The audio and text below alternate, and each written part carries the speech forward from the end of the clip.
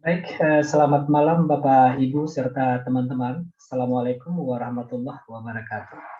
Waalaikumsalam warahmatullahi. Ya, senang sekali kita bisa bertemu lagi dalam pelatihan sesi ketiga ini. Saya sangat respect sekali kepada Bapak, Ibu, serta teman-teman yang masih tetap bersemangat untuk hadir di sesi ketiga ini. Dan itu cukup memberikan sinyal kepada kami bahwa Bapak, Ibu, serta teman-teman memiliki komitmen yang luar biasa untuk terus belajar meskipun pelatihan diselenggarakan malam hari setelah melakukan berbagai aktivitas baik di tempat pekerjaan masing-masing maupun kesibukan lainnya di siang harinya. Topik pembahasan kita malam ini adalah tentang pemberian umpan balik kinerja. Baik, tanpa berlama-lama lagi, telah hadir narasumber kita Bapak Dadang Budiaji. Untuk itu langsung saja kita mulai dan melanjutkan materi. Kepada Bapak Dadang, dipersilakan. Baik, terima kasih Pak Hafiz. Ya, Bapak Ibu, Assalamualaikum warahmatullahi wabarakatuh. Selamat malam. Semoga kita senantiasa diberi kesehatan dan kesempatan untuk melakukan banyak hal yang positif. Termasuk diantaranya belajar tiada henti sekalipun malam hari, gitu ya. Sekalipun dengan durasi hanya 2 jam, gitu ya. Kita udah ada di pertengahan ini. Dari 5 sesi kita sudah masuk ke sesi 3. Jadi yang pertama kemarin itu kita bicara merumuskan indikator kinerja, khususnya individu ya, yang kita turunkan dari indikator kinerja tingkat organisasi, kemudian diturunkan ke tingkat departemen, sampai ke tingkat individu. Ya. Setelah kita merumuskan indikator itu, kita masuk kepada mulai kita memonitor, ya, melakukan pengawasan melekat, mendampingi atau mengawal ya tim kita. Dan itu bisa dilakukan melalui apakah pertemuan rutin, bisa bulanan, bisa triwulanan. Ya. Ada juga yang makin rapat lagi deh, kalau di lapangan itu bisa aja ada rapat mingguan sebenarnya gitu ya untuk evaluasi. Ya. Dan salah satu ya kelanjutan atau konsekuensi dari monitoring itu adalah kita perlu memberi feedback, umpan balik. Ya. Kan sebenarnya kalau lihat skema yang kemarin itu, pada saat orang kerja melakukan upaya pencapaian sasaran itu, hanya ada 2 kemungkinan mengenai pencapaian itu. Pertama, high performance, prestasinya tercapai bahkan terlampaui begitu. Satu lagi low performance. Ya. Nah, 2 hal inilah yang memang kita harus ada feedbacknya. Nah, jadi di sesi ketiga ini kita akan bicara bagaimana kita memberi umpan balik, gitu ya. Dan seperti yang mudah ya umpan balik itu. Tapi kenyataannya memang banyak juga bahkan para atasan yang kayaknya kurang merasa nyaman memberi feedback. Jadi yang namanya menegur, memberi feedback kepada bawahan itu ada yang belum terbiasa. Bahkan dianggapnya sebagai suatu beban, gitu ya. Padahal kalau itu nggak dilakukan, jadi kita nggak tahu, ya. Atau nggak bisa melakukan perbaikan-perbaikan. Begitupun halnya sebagai bawahan, kadang-kadang mentalitasnya itu belum siap untuk menerima feedback. Gitu. Jadi kadang formulir itu diisi secara formalitas saja. Mungkin saja pertemuannya nggak dilakukan, mungkin gitu ya, pertemuannya nggak dilakukan. Yang penting diisi aja gitu ya, seolah-olah gitu, seolah-olah itu sudah dilakukan, padahal tidak. Gitu ya. Nah kalau sudah di lapangan terjadinya seperti itu, maka proses manajemen kinerja yang udah kita capai susun aturan mainnya, prosedurnya itu jadi tidak mencapai yang diharapkan, useless, sia-sia. Ya. Nah itu kita mau bicara soal ini ya. Dan saya sudah kirim 3 file. File yang pertama itu adalah untuk poin-poin presentasinya. Yang berikutnya adalah contoh. Jadi saya menyampaikan contoh formulir yang bisa kita gunakan sepanjang tahun itu kita gunakan. Sepanjang tahun dari mulai Januari sampai Desember itu kita bisa menggunakan formulir itu, alat bantu ya. Nah, tentu formulir yang saya berikan itu sebagai contoh itu mungkin tidak ideal atau ada hal-hal yang belum memenuhi kebutuhan tempat Anda bekerja, itu tinggal dimodifikasi saja. Ya. Bisa saja kan formulir itu terlalu advance bisa, atau terlalu rendah, gitu ya, harus di-upgrade lagi kontennya, ya, item-itemnya, itu silahkan saja ya kita melakukan perbaikan-perbaikan. Yang kedua adalah formulir sederhana mengenai formulir coaching dan konseling. Sebagaimana kita tahu, ya, ini kaitan dengan presentasi saya pada sesi pertama. Coaching konseling itu diberikan sebagai treatment untuk tim kita yang kondisinya itu low performance, ya kan, low performance. Kalau high performance ya treatmentnya bukan coaching dan konseling, tapi recognition, ya, pengakuan, apresiasi, ya, itu bisa berbentuk apresiasi atau pengakuan finansial maupun non finansial, ya. Oke, saya mau sharing dulu ya, atau kalau mau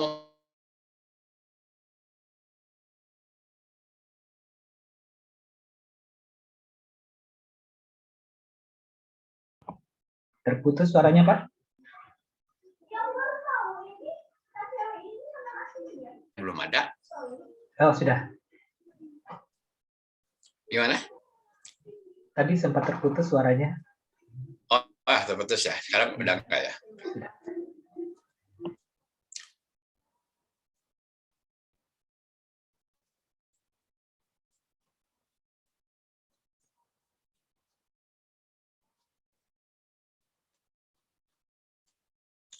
Sudah muncul ya, Pak ya?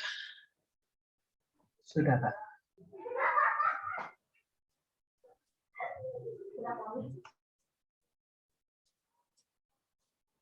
Nah,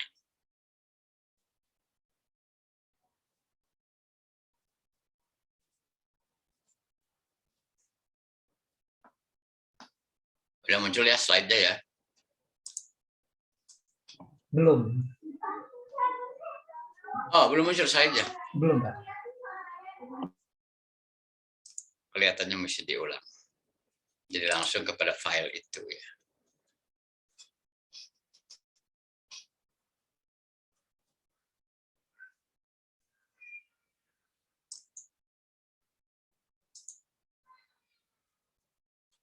Nah, ini sudah.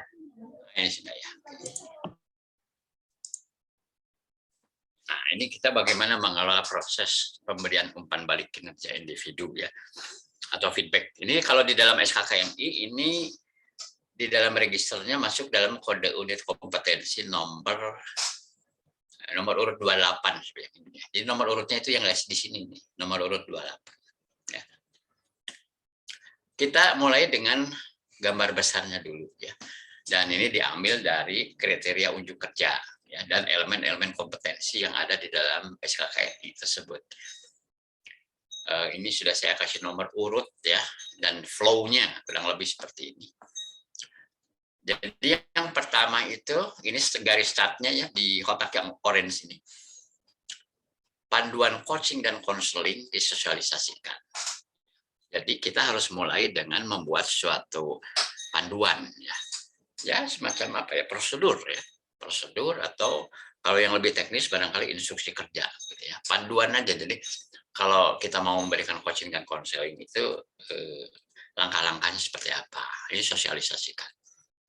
Ini supaya apa? Supaya ada keseragaman ya, perlakuan. Karena tiap orang tuh kadang kalau memberi feedback itu ya gayanya beda-beda gitu ya. Ada yang gaya demokratis, ada yang gaya otoriter gitu ya. Ya macam-macam gitu. Ini melekat dengan gaya memimpin orang gitu ya. Ya sebenarnya bukan nggak boleh masing-masing punya gaya yang khas gitu, tetapi mungkin ada beberapa pakem dasar yang memang semuanya harus ikut gitu, tahap-tahapnya. Dan nanti juga tercermin di dalam dokumentasinya, ya, formulir apa yang harus dipakai dan apa saja yang harus diisi di situ. Kemudian yang kedua ya, setelah kita mensosialisasikan panduan coaching dan konseling itu, jadwal pelaksanaan coaching dan konseling diumumkan kepada seluruh pekerja. Ya, sebenarnya coaching dan konseling itu tidak berarti seluruh karyawan harus ikut, ya. Ya mungkin hanya beberapa saja yang memang memerlukan coaching dan konseling, tapi artinya sebaiknya memang jadwalnya ada, gitu. Kapan jadwalnya? Ya. Ya itu sebenarnya bisa juga diatur secara internal di departemen masing-masing, misalnya manajernya menyediakan waktu kapan. Apakah misalnya setiap Jumat sore itu misalnya, ya. Nah, dan yang dipanggil saja tentu ya, tidak semua. Ya kebayang kalau Anda punya anak buah 20 mesti di coaching dan konseling semua. Enggak juga kan. Tapi kalau feedback ya pasti. Dan yang memberi feedback itu kan atasan langsung, ya. Jadi berjenjang, ya. Tidak berarti kalau misalnya saya di departemen saya ada 200 orang, terus 200-200-nya saya yang ketemu mereka, kan nggak mungkin. Jadi berjenjang, jadi di bawah saya pun ada manajer, di bawahnya lagi ada supervisor, ya itu berjenjang, gitu ya, secara apa ya, istilahnya secara cascading, gitu ya. Kemudian masuk ke tahap 3. Fasilitas coaching dan konseling disiapkan sesuai kebutuhan standar dan prosedur. Ya, apa saja sih yang perlu disiapkan? Kalau yang pasti itu harus ada formulir, ya harus diisi semacam checklist begitu, karena itu kan menyangkut dokumentasi. Yang paling prinsip itu kalau menurut saya. Yang berikutnya barangkali ruangan, ya. Ya mungkin coaching and counseling ini kan nggak bisa dilakukan secara banyak orang ikut, kan yang lebih privasinya harus dijaga gitu.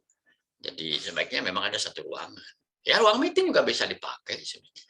Kalau di biro-biro psikologi gitu ya, atau perusahaan-perusahaan besar, ya disediakan ya ruang khusus, ruang coaching dan konseling, gitu ya. Karena kalau di organisasi yang besar itu ada satu bagian khusus yang disebut bagian psikologi, gitu ya. Tapi biasanya itu adalah konseling dan coaching profesional. Tapi yang kita maksud sekarang adalah yang dilakukan oleh atasan langsung sebenarnya. Gitu. Jadi tidak terlalu resmi, tidak terlalu ketat dengan standar profesional. Gitu. Jadi lebih kepada ini kan dalam rangka ya kita mengikuti pekerjaan tim kita dan kita memberi feedback. Ada yang perlu di coaching ya kita beri coaching, ada yang perlu di konseling ya kita beri konseling. Gitu ya. Kemudian masuk ke tahap yang keempat, pelaksanaan coaching dan konseling itu dimonitor sesuai panduan dan jadwal. Ya, ini adalah untuk memastikan gitu bahwa coaching and counseling yang dilakukan para atasan itu on the track, ya, sesuai dengan panduannya dan sesuai dengan schedule-nya. Terakhir, hasil coaching dan counseling ini dikompilasi sebagai bahan laporan. Jadi kalau secara birokrasinya seperti ini, ya. Tapi dalam praktek pelaksanaan di lapangan tidak perlu sekaku ini. Gitu ya. Yang lebih penting justru adalah proses feedback-nya itu berjalan dengan baik. Ya. Dan harus ada hasil. Jadi setelah kita memberi feedback itu ada hasil. Hasilnya apa? Perbaikan, improvement. Sesering apapun pertemuan feedback, ya, memanggil bawahan, terus ngobrol, diberikan umpan balik, tapi kalau tidak ada action plan yang dilakukan, maka pertemuan itu mungkin nggak ada gunanya. Gitu. Jadi yang lebih prinsip justru itu, ya, umpan baliknya memang ada, ya, berjalan dan memang dilakukan oleh atasan bawahan dan ada improvement yang dilakukan. Ya. Oke, sekarang kita lihat ada latar belakang penting yang harus kita pahami. Kenapa sih feedback atau umpan balik itu penting? Gitu. Ya. Karena gini, banyak di perusahaan-perusahaan, terutama perusahaan yang ya manajemennya mungkin masih tradisional, kalau kita menilai bawahan itu, banyak penilaian dilakukan diam-diam, dan pendekatannya subjektif. Hampir nggak pernah terjadi atasan bawahan ketemu untuk membahas kinerja, gitu. Dan benar-benar itu tidak dibiasakan. Ya. Maka jangan heran pada saat kita punya prosedur baru misalnya, bahwa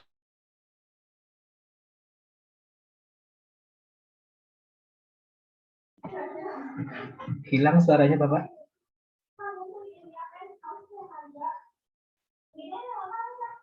Halo Pak Dadang.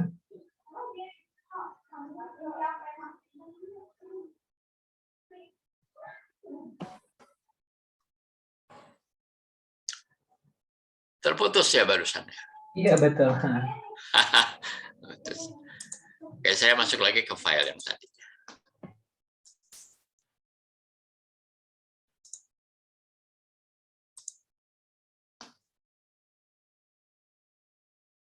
Nah, kenapa umpan balik atau feedback ini penting? Ya. Umpan balik yang berkelanjutan oleh manajer atau atasan sangat terkait dengan efektivitas manajemen kinerja. Nah, jadi kalau kita ingin pengelolaan kinerja ini efektif, maka salah satu syaratnya adalah umpan baliknya harus berjalan. Pertemuan feedbacknya harus berjalan. Kalau ini nggak dilakukan, agak sulit itu ya. Agak sulit untuk menjadikan pengelolaan kinerja ini efektif. Ya. Seperti yang dinyatakan oleh para peneliti, gitu. Hasilnya sangat menyarankan bahwa organisasi harus membangun umpan balik berkelanjutan ke dalam sistem mereka. Ya. Kita itu nggak akan tergugah ya untuk melakukan perbaikan kalau kita nggak pernah dikasih tahu. Ya, yang bagus dari diri kita apa, yang belum bagus apa, adem ayem gitu. Sering terjadi kalau situasinya begitu, maka nggak pernah ada perubahan, karena nggak pernah ada feedback. Makanya yang disebut apa ya, the voice of customer, ya, suara customer itu oleh para pelaku bisnis sebenarnya sangat diharapkan. Apa sih umpan balik dari customer terhadap bisnis kita itu, untuk bahan untuk perbaikan ke depan. Sehingga dapat dipastikan semua anggota tim menerima umpan balik yang membangun untuk mengembangkan dan meningkatkan kinerja. Jadi penting banget ya. Jadi malah pertaruhannya adalah gini, kalau feedback atau umpan balik ini tidak diselenggarakan, pertaruhannya adalah pengelolaan kinerjanya itu nggak efektif, ya. Nggak akan mencapai apa yang diharapkan. Ya. Nah, ada dua metode yang banyak digunakan setelah kita memberikan feedback atau pada saat feedback itu dilakukan. Pertama adalah coaching. Ya, tadi juga di dalam gambar besarnya memang disebutkan dua hal ya, dua teknik, yaitu teknik coaching dan teknik counseling. Nah, yang pertama adalah coaching. Apa sih coaching itu? Tapi sebelum ke sana, pada saat saya mendengar istilah coaching, ya dulu saya mendengar istilah coaching pertama kali, yang kebayang oleh saya itu apa? Dunia atlet itu yang kebayang oleh saya itu. Dunia atlet. Jadi atlet yang sedang berlatih keahlian dia melaksanakan atau menjalankan cabang olahraga tertentu, dia itu di coach oleh seorang pelatih. Atau mungkin ingat dulu waktu kita sekolah SMP atau SMA, misalnya pelajaran olahraga, ya, misalnya olahraga basket, misalnya basketball, ya. Guru olahraga kita ini memandu kita bagaimana kita membawa bola, ya. Kemudian memasukkannya ke keranjang sesuai dengan aturan main. Yang terjadi di lapangan bola basket itu adalah si guru atau si pelatih pertama-tama memberikan contoh dulu, ya, bisa sekali, bisa dua kali. Kemudian para siswa itu diminta menirunya, memperagakannya satu persatu. Kemudian diberikan feedback, ya, apa yang bagus, apa yang kurang. Kalau kurang disuruh diulang lagi. Jadi sebenarnya sederhana kalau kita lihat dan itu cukup mewakili ya kalau kita lagi mau memahami yang namanya coaching gitu. Jadi saya berangkat dari dunia atlet atau dunia olahraga, ya, seperti itu.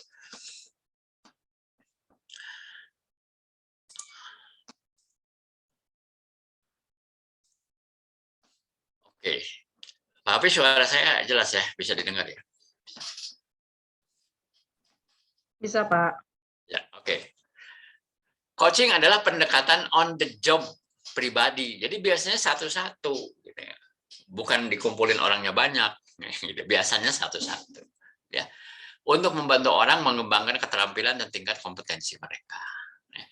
Kebutuhan untuk pembinaan mungkin timbul dari tinjauan kinerja formal atau informal.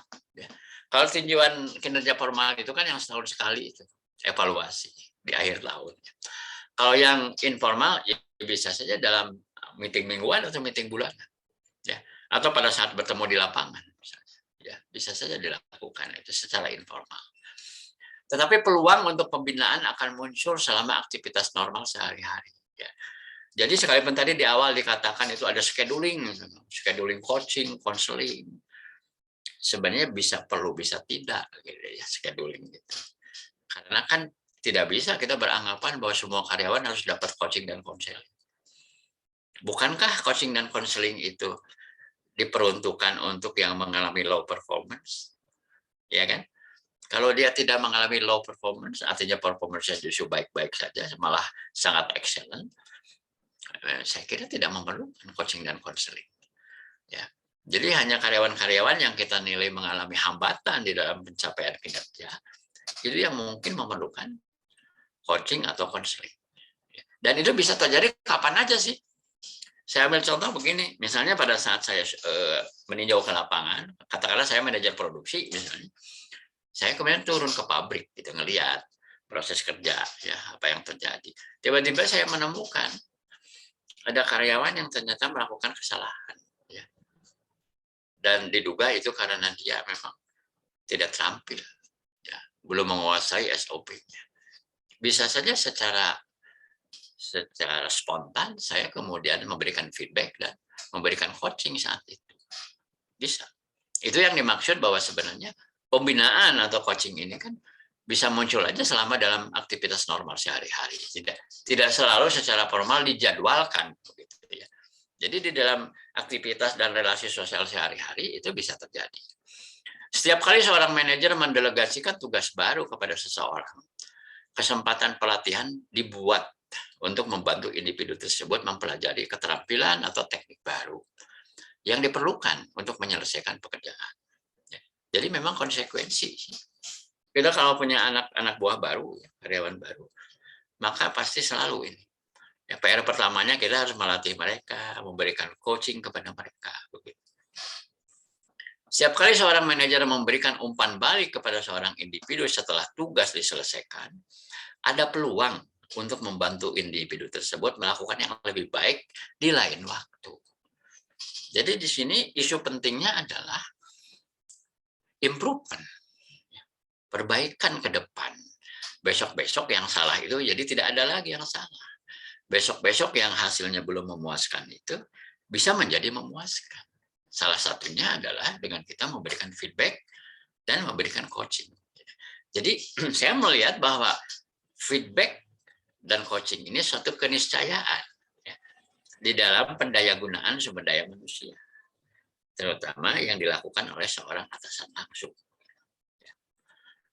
Nah, kemudian kita masuk kepada konseling ya. Kita lihat sebenarnya bedanya apa coaching dan konseling ini.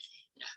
Dan kenapa ini diangkat ya coaching dan konseling? Selain karena memang muncul dalam SKKNI, sebenarnya sebelum ada SKK ini pun di tempat kami, waktu kami menerapkan performance management, ini sampai ada workshop 2 hari. Ya. Sampai workshop 2 hari untuk mengajarkan kepada karyawan kami, terutama para atasan, para manajer, tentang teknik coaching dan konseling. Karena ternyata menjalankan manajemen kinerja itu tidak cukup hanya sekedar bikin SOP, membuat formulir, membuat prosedur, itu nggak cukup. Justru rohnya itu di sini sebenarnya, di dalam dialog kinerja ini. Ya. Di antaranya melalui mekanisme dan teknik coaching dan konseling. Coba kita lihat sekarang konseling itu apa bedanya dengan coaching.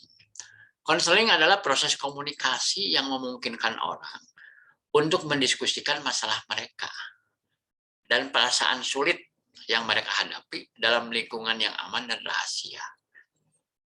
Jadi memang kalau konseling itu kelihatannya harus lebih privasinya harus lebih dijaga. Karena kadang menyangkut rahasia-rahasia dirinya sendiri maupun orang lain. Bahkan mungkin menyangkut rahasia perusahaan. Ya. Jadi di dalam proses konseling itu kadang-kadang tidak bisa dihindari. Kita ketemu hal-hal yang sensitif. Bisa saja menyangkut rahasia rumah tangga seseorang. Ya. bagaimana dia punya situasi hubungan dengan pasangannya. Itu bisa ke sana lagi kadang-kadang. Tidak selalu bahwa kemudian konteksnya itu hanya di tempat kerja. Kadang bisa sampai ke rumah, ya, ke pasangan, ke anak, ke orang tua, ya, atau pergaulan di luar. Ya. Kadang di dalam dialog konseling itu, makanya di sini dikatakan harus dalam lingkungan yang aman dan rahasia. Ya, ada yang harus orang merasa nyaman untuk mengungkapkan persoalan-persoalan yang mereka hadapi, kendala-kendala yang dihadapi. Secara umum, ini adalah proses yang dicari orang ketika mereka ingin mengubah sesuatu dalam hidup mereka. Atau sekadar mengeksplorasi pikiran, ya, dan perasaan mereka secara lebih mendalam. Ya.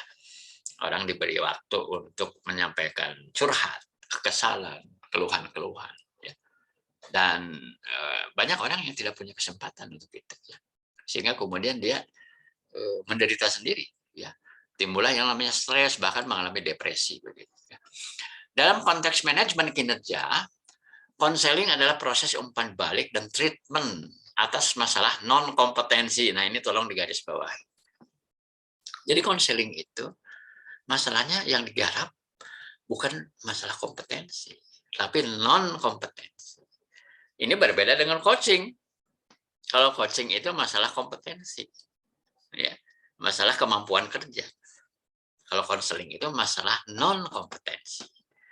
Bisa masalah apa? Misalnya masalah attitude, misalnya masalah mindset, masalah nilai-nilai yang mereka sikap kerja, ya, atau persoalan-persoalan pribadi yang mengganggu pekerjaan.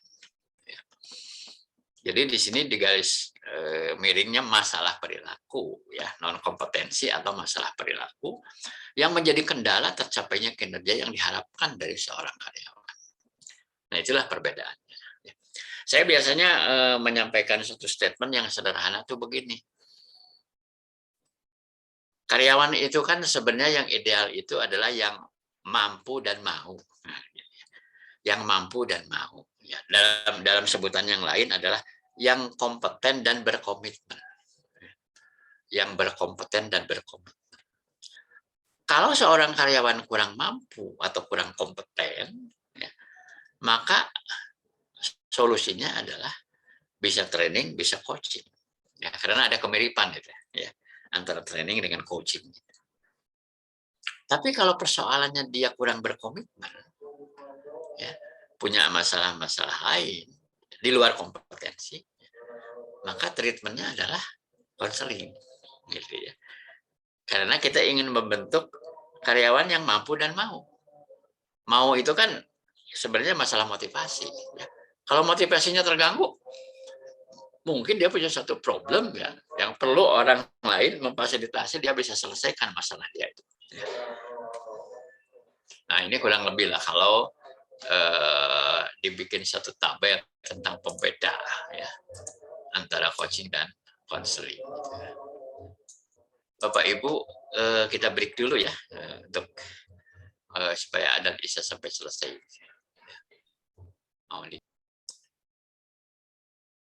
Ya, kita lanjutkan. Kita sudah sampai di slide ini. Coaching versus counseling. Ya. Apa perbedaannya? Ya. Yang di kolom pertama, coaching itu digunakan bila, nah, sedangkan di yang kanan itu counseling digunakan bila bagaimana. Jadi coaching digunakan apabila yang pertama itu adalah mengajarkan teaching a new job skill, bahwa kita mau mengajarkan satu keterampilan kerja yang baru. Kita menggunakan coaching. Sedangkan konseling itu digunakan pada saat karyawan memiliki konflik dengan teman kerja. Ya, misalnya konflik dengan teman kerja. Ya. Kemudian yang kedua, coaching digunakan apabila seorang karyawan itu dia tuh karyawan baru ya di dalam grup atau departemen, sehingga dia perlu adaptasi, perlu orientasi ya supaya dia memahami ya paling tidak prosedur kerja, tugas-tugas, dan peranan yang diharapkan. Yang berikutnya pembedaannya dengan konseling adalah konseling digunakan apabila ya, ada satu persoalan performance yang ya disebutnya di sini persisten. Jadi kok ini ada terus masalah itu ya, persistent performance problem itu ada, eksis. Kalau sekali-kali mungkin nggak perlu ya. Ya misalnya nih kalau kaitan dengan kedisiplinan misalnya, gitu. Sering banget dia itu bolos, sering banget dia itu terlambat, sering banget dia itu telat dalam menyerahkan hasil kerja. Itu kan persisten, ya, ada terus. Berarti ini nggak dianggap kebetulan, gitu. Jadi harus memerlukan satu perhatian khusus. Kemudian yang berikutnya, coaching itu digunakan apabila seorang karyawan membutuhkan persiapan ya, untuk tantangan-tantangan atau penugasan yang lebih. Kalau dia dikasih tugas yang lebih berat dari sebelumnya, kemudian tingkat kesulitan pekerjaannya bertambah, dia itu perlu dipersiapkan. Dia perlu mempersiapkan. Ya. Dan kita pun sebagai atasannya harus memastikan karyawan kita, bawahan kita itu siap. Maka kita melakukan coaching. Kemudian yang berikutnya, pembeda dengan konseling adalah konseling digunakan apabila seorang karyawan memiliki masalah perilaku yang terkait dengan pekerjaan. Ya, di sini disebutnya has job related behavior problems terkait dengan pekerjaan. Misalnya seorang customer service yang tidak bisa dia memperlakukan customer-nya dengan baik. Ya, tata keramanya tidak bagus, kata-katanya kurang sopan, itu kan masalah perilaku. Dan itu terkait dengan pekerjaan. Ya.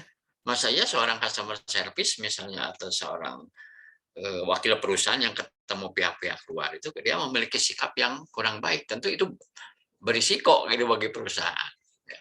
Kemudian terakhir ini pada baris terakhir, coaching itu digunakan apabila seorang karyawan perlu mengembangkan rasa percaya diri. Ya. Bisa saja sebenarnya sih dia udah mahir, tetapi ada hambatan di dalam rasa percaya dirinya. Ya, maka ini perlu ya, dilakukan coaching. Terakhir pembedaannya dengan konseling adalah konseling digunakan apabila seorang karyawan ya, memerlukan bantuan di dalam menetapkan prioritas. Ya. Ada karyawan-karyawan yang dia itu mengalami bias, kadang yang penting dianggap nggak penting, yang nggak penting dianggap penting. Ya. Sehingga terjadi satu kekacauan gitu ya, di dalam pelaksanaan pekerjaan mereka. Nah ini diantara lah pembedaannya ya, kalau lebih spesifik lagi, pembedaan antara coaching dan konseling ya. Sekalipun kalau secara umum adalah kalau itu masalah kompetensi ya maka yang bisa kita pakai coaching. Tapi kalau itu masalah non kompetensi maka yang kita pakai adalah teknik konseling ya. Nah, coba kita lihat di sini. Bedanya manajer dengan coach gitu ya. Kalau manajer itu katanya direktif, mengarahkan, ya. Fokusnya kepada solusi, ya. Menentukan masalah dan rencananya, ya. Dan kemudian dia mengamati betul loh pekerjaan daripada employee ini. Ini typical manager, gitu ya. Nah, tetapi kalau dia juga harus berperan sebagai coach, ini nggak cukup ya. Karena ini adalah fungsi manajer. Kalau manajer itu kan lebih menekankan kepada membuat sistem, melaksanakan sistem, dan memonitor hasil. Jadi lebih kepada kontrol dan monitor. Tapi kalau dia harus berperan sebagai coach itu maka tambah ya, karakteristik dia itu sebagai manajer itu kalau dia harus juga berperan sebagai coach ya, maka bukan direktif tapi konsultatif. Lebih banyak bicara, ngobrol, bukan cuma memberi perintah. Kalau direktif kan memberi perintah, tapi kalau konsultatif itu ada dialog gitu ya. Kalau si manajer ini fokus pada solusi, coach itu fokus kepada karyawannya, bukan kepada sekedar solusi. Kemudian kalau manajer itu menentukan masalah dan rencana, ya. Tapi kalau coach itu employee determined, jadi berpusatnya ke karyawan, bukan berpusat kepada atasan. Ya. Jadi karyawan lah yang menentukan masalahnya apa. Dia sendiri yang menentukan masalahnya apa dan rencananya apa. Ya. Terakhir adalah ya, kalau ini adalah mengawasi, mengontrol, ya, coach itu lebih kepada mendukung, ya, mendukung pekerjaan dari bawahannya. Ya. Idealnya sebenarnya ini harus digabungkan dalam satu diri seorang atasan, seorang manajer itu dua-duanya ada. Ya. Fungsi sebagai manajer dan juga sebagai coach, dua-duanya harus ada. Dan ini penting kalau kita mau melaksanakan performance management system. Seandainya manajer-manajer itu belum memiliki kapasitas sebagai coach, itu biasanya akan menjadi hambatan, akan menjadi kendala. Coaching harus memberikan motivasi, struktur, dan umpan balik yang efektif. Jika manajer memiliki keterampilan dan komitmen yang dibutuhkan. Sebagai coach, manajer percaya bahwa orang dapat berhasil, bahwa mereka dapat berkontribusi pada kesuksesan mereka, dan bahwa mereka dapat mengidentifikasi apa yang perlu dilakukan orang untuk meningkatkan kinerja mereka. Mereka harus melihat manajemen kinerja sebagai proses yang memungkinkan dan memberdayakan, yang berfokus pada persyaratan pembelajaran. Jadi poin pentingnya adalah adanya pembelajaran. Ini berbeda ya, kalau tadi manajer sebagai coach, sekarang adalah manajer sebagai konselor. Ya, memang betul kalau secara profesional, konselor itu kan suatu profesi yang harus memiliki brevet keahlian atau sertifikat kompetensi. Ya. Dan sebagian besar itu adalah psikolog sebenarnya. Namun pengertian di sini konselor itu ada dalam konteks sebagai atasan. Ya. Jadi bukan sebagai profesional konselor gitu ya.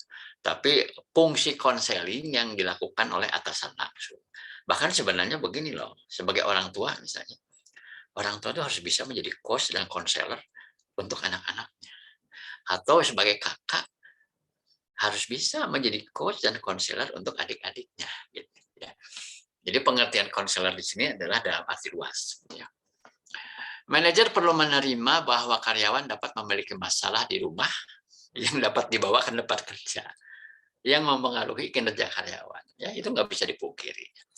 Mengidentifikasi mereka dan membantu karyawan ya, adalah cara yang lebih membantu untuk memastikan mereka bahagia di tempat kerja mereka. Ya. Manajer perlu berpikir tentang membantu karyawannya memperbaiki kinerja mereka dengan menawarkan dukungan dan menggunakan keterampilan konseling. Mendengarkan karyawan secara aktif dan menerapkan tindakan yang tepat untuk mendukung mereka secara keseluruhan akan meningkatkan kinerja karyawan serta memastikan mereka merasa dihargai. Ini juga berarti karyawan akan merasa didukung. Ya. Nah, itulah karakteristik manajer sebagai konselor. Ya. Ini referensinya.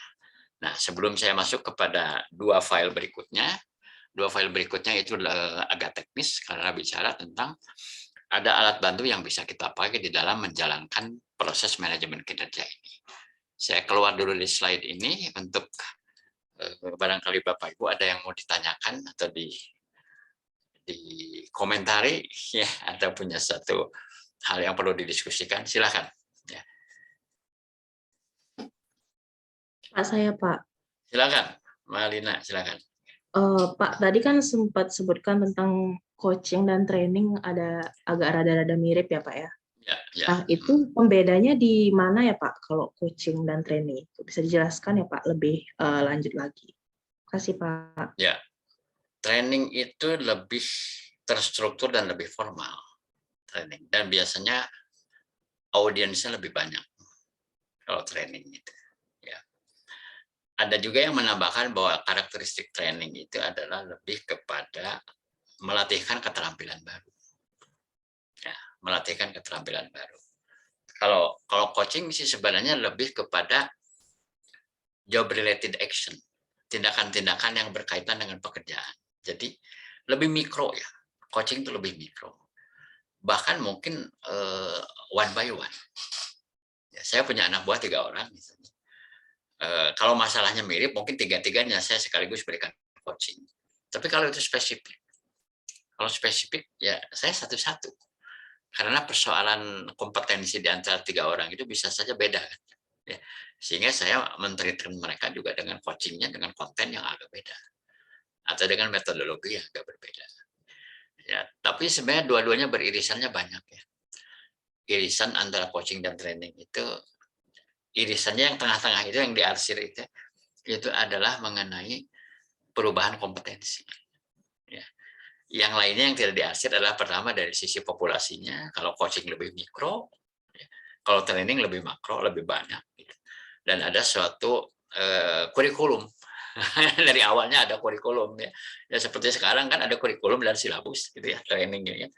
Kalau coaching tidak terlalu menuntut kurikulum silabus ya, karena lebih banyak juga malah on the spot ya. On the spot. Saya tadi di awal memberikan ilustrasi itu, kita belajar membawa bola basket ya. Iya. Masukin ke keranjang kan.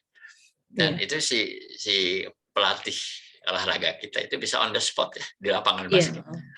Langsung diberi feedback, kemudian dikoreksi, harusnya membawanya begini, coba kamu lakukan, latih beberapa kali, kan begitu. Nah, itu contoh coaching gitu ya. Oke, baik Pak. Ya. Silakan mungkin yang lain, Mbak Haripah.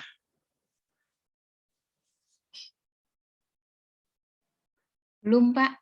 Belum. Belum ya. Pak Doi gimana Pak Doi? Kalau Pak Soko mah belum ini, soalnya dia multitasking. Gimana Pak Doi, ada yang mau ditanyain nggak? Masih paham sih Pak. Ya, oke. Tapi apakah sekarang ada satu pemahaman baru bahwa memang nggak bisa dihindari ya, coaching dan counseling itu kalau nggak dilakukan bisa membuat pengelolaan kinerjanya nggak maksimal. Terutama kan feedback, coaching, counseling. Karena di tempat saya juga pernah beberapa kali menerapkan performance management ini, bahkan dibantu oleh konsultan. Gitu ya. Selalu paket daripada jasa mereka itu ada yang namanya workshop ini. Bukan hanya sekedar bikin prosedur, formulir, kemudian meeting menyusun KPI, enggak cuma itu. Ada sesi khusus bahwa semua atasan harus menguasai tools ini. Bagaimana mereka memberikan coaching dan counseling. Kalau enggak, maka itu formulir KPI yang udah capek-capek dibikin itu useless. Karena nggak diapa-apain. Nggak diobrolin, nggak di feedback gitu kan. Kebayang kan? Ya. Jadi ibarat apa barangkali ya?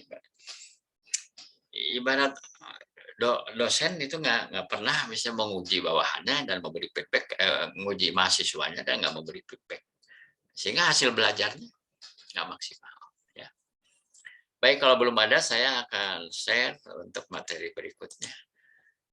Saya akan mulai dengan ada contoh formulir ya. Formulir performance management. Ini cukup aplikatif, jadi kalau cocok kita bisa langsung dipakai. Kalau ada yang mau dimodif, silahkan aja dimodif.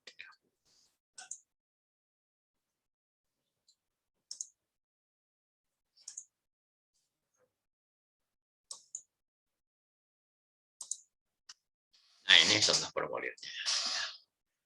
Sudah muncul ya? Sudah. Ya. Nah, ini formulir ini namanya formulir Performance Plan Review and Evaluation, disingkat PRE.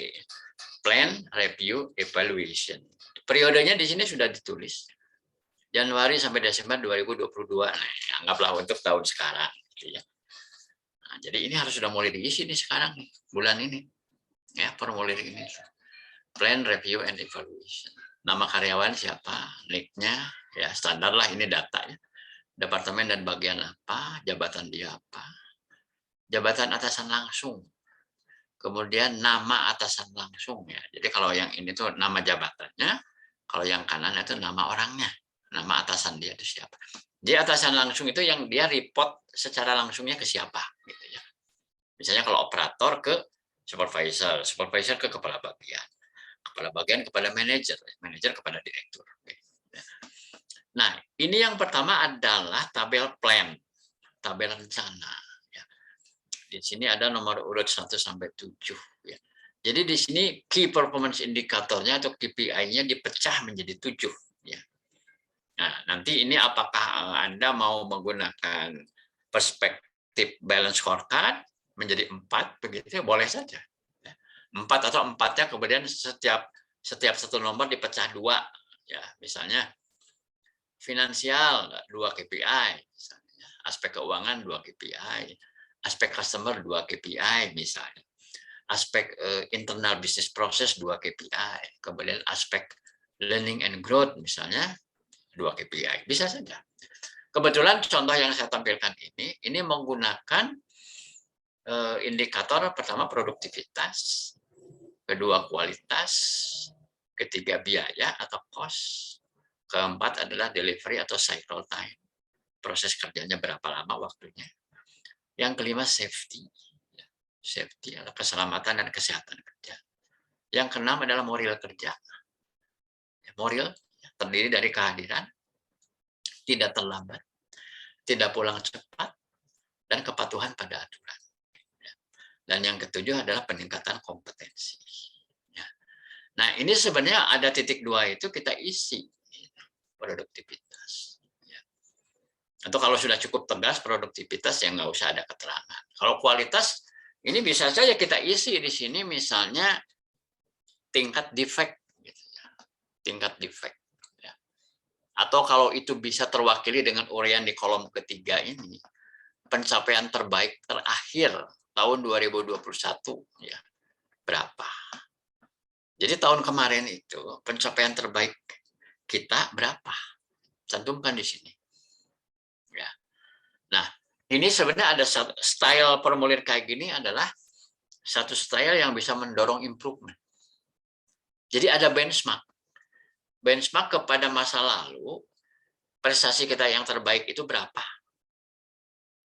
Jadi di kolom yang berikutnya nih, pencapaian baru yang ditargetkan tahun 2022 berapa? Ya, berarti kan harus ada bertumbuh kan? Ya kalau sama saja misalnya ini produktivitas 10 misalnya ya. Angkanya. Pencapaian barunya 10. Ya bukan pencapaian baru dong gitu ya. Enggak ada pertumbuhan. Kita harus meningkat apakah menjadi 12 itu misalnya. Ya.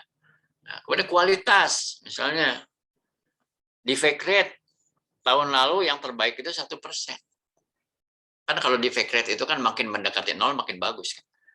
Artinya kalau defect rate-nya itu 0 artinya 100% barangnya itu layak jual, tidak ada yang cacat begitu ya. Cost ya. Biaya, biasanya yang menjadi pembanding biaya itu budget, anggaran. Ya, kalau masih dalam batas-batas anggaran ya berarti sih diterima ya, nggak ada masalah. Tapi kalau sering over budget ya, ngabisin uang lebih banyak daripada yang dianggarkan, ya berarti ada kesalahan di situ, ada boros di situ. Ya.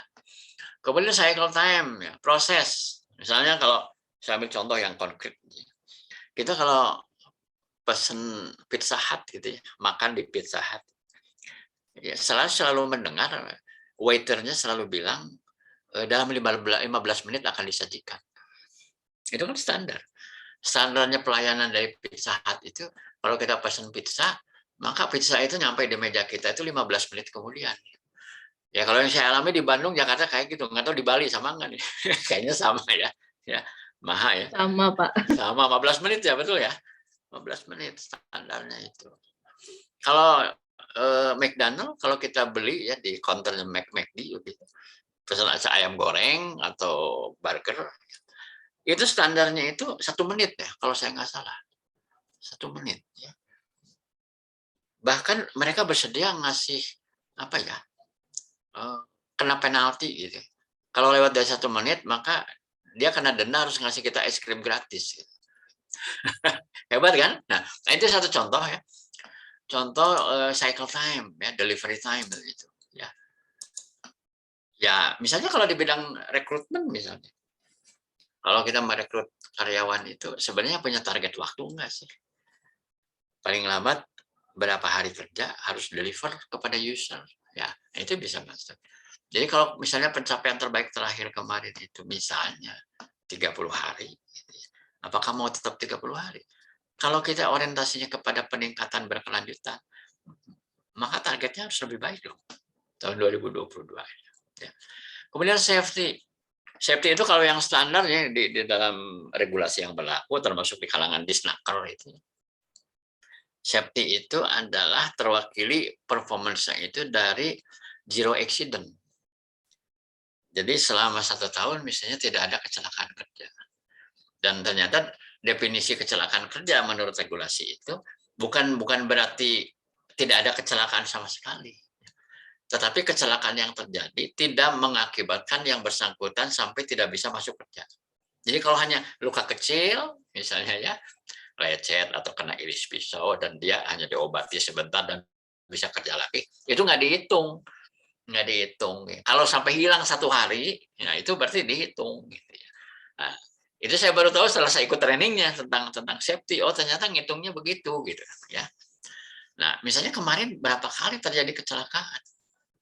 Oh ternyata ya kemarin itu tahun kemarin tuh misalnya terjadi 5 kali kecelakaan. Ya berarti belum menolong. Ya, 5 kali itu artinya yang mengakibatkan karyawan itu absen. Ya, harus istirahat di rumah ya karena sakit. Ya. Nah pencapaian barunya berapa? 0 misalnya. Zero accident misalnya target baru. Nah kemudian moral kerja. Kehadiran. Berapa persen sih kehadirannya orang ini? Apakah 100%? Ya. Cuma biasanya kalau cuti dikeluarin itu karena cuti itu kan hak ya. Cuti tahunan tuh hak dikeluarin itu. Ya. Nah, jadi di luar cuti dihitung, termasuk sakit pun dihitung. Sakit dihitung, apalagi izin, apalagi alpa, ya, itu dihitung gitu ya sebagai pengurang. Ya. Tidak terlambat. Ya. Apakah 0 misalnya? Tidak terlambat. Terlambatnya 0 artinya tidak terlambatnya 100%. Tidak pulang cepat.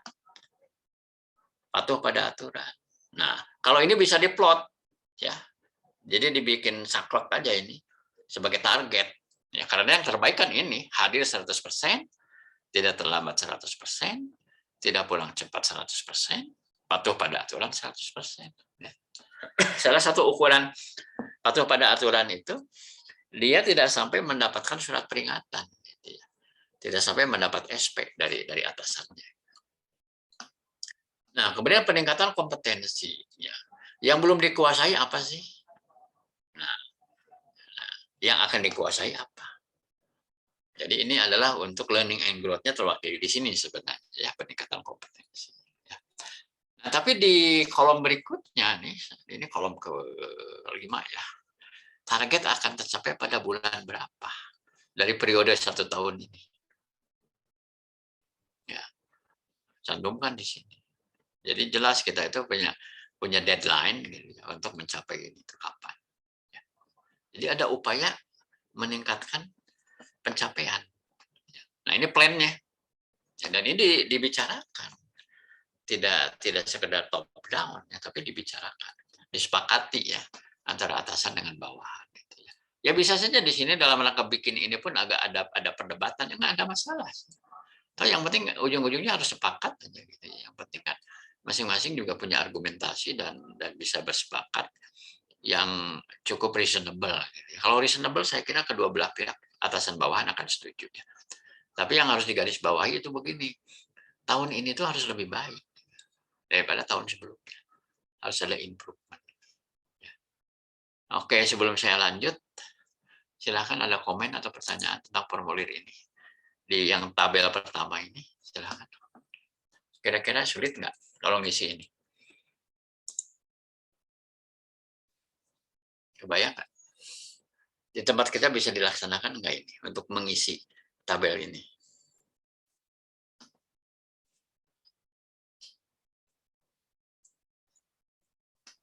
Susah ya Pak ya? Susah ya? Susahnya di mana, Mbak Haripah? Jadi harus umum banget gitu, jadi nggak ke spesifik ya Pak ya? Atau kita yang memang harus cari dulu spesifik, misalnya produktivitas, apa yang dinilaikan terhadap jabatan itu, Oh, misalnya ya. Kayak gitu Di ya, sini Pak, yang kan maksudnya gitu ya? betul. Kalau produktivitas itu hanya judul di sini. Oh iya. Nanti kita bikin lebih tajam, lebih spesifik. Produktivitas apa? Oh iya. Misalnya nih, kami ini diproduksi di pabrik. Produktivitasnya misalnya adalah produksi celana jeans misalnya. Ya. Tahun 2021 itu adalah 12 potong per hari. Spesifik nggak? Nah, kalau ditulis kayak gitu. Pasti spesifik kan? Iya. Nah, nanti tahun 2022 Spesifik. mau berapa? Gini. Jadi ini memang harus ada tambahan uraian di sini. Disesuaikan dengan departemen masing-masing atau proses kerja masing-masing begitu. Produktivitas apa? Nah, ini kan pasti kaitannya dengan output. So, sekarang misalnya di bidang rekrutmen misalnya. Rekrutmen apa ya produktivitas apa? Bisa saja misalnya saya punya psikolog, output mereka itu adalah laporan pemeriksaan psikologi. Ya. Dalam sehari mereka bisa menyusun laporan pemeriksaan psikologi itu berapa orang. Misalnya produktivitas penyusunan laporan psikologi. Bisa kan spesifik kan? Tahun kemarin misalnya sehari 5 laporan. Misalnya sehari 5 laporan. Sekarang mau berapa? Tahun 2022. Bisa kan dibikin kayak gitu. Ya, oh iya, oke. Jadi Paham, Pak. ya memang harus dicari. Nanti memang merujuknya ke job desk dia sih, job desk yang bersangkutan. Ya. Ya, iya, Pak. Ya nanti kualitasnya cari kualitas apa, misalnya kualitas biaya dan seterusnya. Gitu. Ya. Ya, terima kasih, Pak. Ya. Yang lain gimana? Ada kesulitannya di mana nih kira-kira?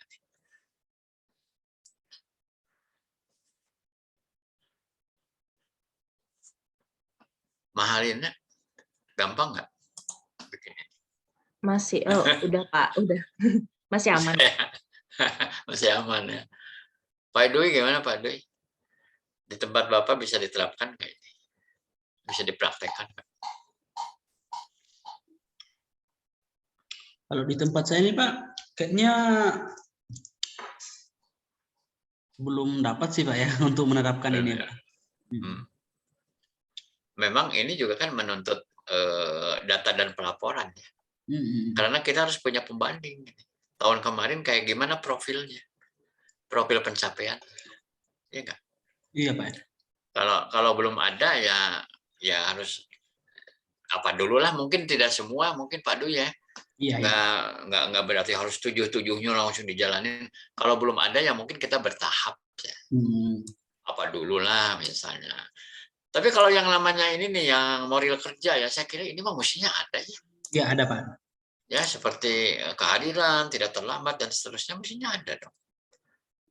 Ya nggak? Karena ini sering juga kaitannya dengan payroll kan. Hampir nggak mungkin nggak ada lah. Ya, yang nomor 6 pasti ada gitu. Ya. Yang safety juga banyak sih perusahaan-perusahaan yang tidak memelihara laporan ya, karena dianggap kecelakaan itu sangat jarang terjadi sehingga tidak benar-benar dikelola. Ya udah ya cuman ya dibikin laporannya arsip tapi datanya tidak di manage gitu, tidak dibikin satu pelaporan yang rutin gitu. Ya. Tapi kalau diproduksi itu bagi kami diproduksi ya karena kami pabrik gitu. Produktivitas, kualitas, biaya dan ini 1 2 3 4 ini pasti ada. Pasti ada dan ini sering menjadi bahan meeting yang nggak ada habisnya gitu, diobrolin terus itu produktivitas, kualitas, cost, delivery. Ya. Jadi bisa bertahap ya Pak Du ya. Ya Pak ya. Kalau nggak bisa semua langsung ya mana dulu lah gitu ya. Bertahap. Nah setelah kita silakan. Kalau tadi Pak mengenai yang nomor 3 dengan nomor 7 Pak ya, kalau misalnya ini yang biaya cost itu maksudnya tuh kalau di breakdown ke orang-orangnya maksudnya gimana ya Pak ya? Ngitungnya seperti apa gitu? Kan biasanya kalau namanya biaya mah per departemen kayak gitu.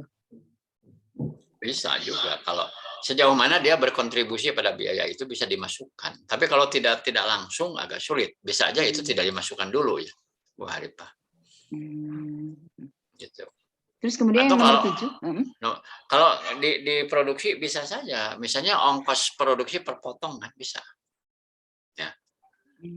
Di pabrik kami bikin celana, misalnya jatuhnya per celana berapa ongkosnya? Realisasi terbaik berapa? Misalnya 10.000 per potong. Ya kan? Misalnya 10.000 per potong. Nanti pengen berapa? Tetap misalnya ya. Menurunkan biaya itu mungkin tidak gitu ya. Karena juga dengan naiknya upah minimum juga kan itu juga kendala kan gitu ya. Ya paling dihitung dulu apakah angkanya akan stagnan gitu ya. Jadi sekalipun upah minimum naik tapi mereka punya target bahwa biaya produksi per potongnya itu tidak naik begitu. Ya. Bisa begitu. Artinya mungkin itu dilihatnya secara keseluruhan dalam satu departemen ya Pak ya. Kalau ke individunya Individu itu kalau memang bisa diukur itu bisa dieksekusi. Tapi kalau sulit diukur, jangan dulu dimasukkan. Ya, jadi jangan sampai kita juga terjebak begini. Kita ingin ideal misalnya ya, semua itu dibikin gitu ini 7-7-nya itu. Tapi dalam pengukurannya sulit. Dalam pengukuran dan pelaporannya, atau bahkan mungkin datanya nggak ada. Ya. Misalnya data tentang keselamatan kerja kita nggak ada, berarti kan belum bisa dijalani.